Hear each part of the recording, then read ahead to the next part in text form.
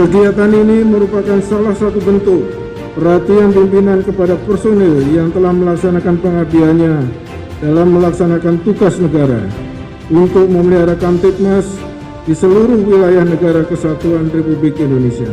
Saya mengucapkan selamat datang kembali di Provinsi Gorontalo dan selamat berkumpul kembali dengan keluarga di rumah maupun dengan sesama rekan di kesatuan.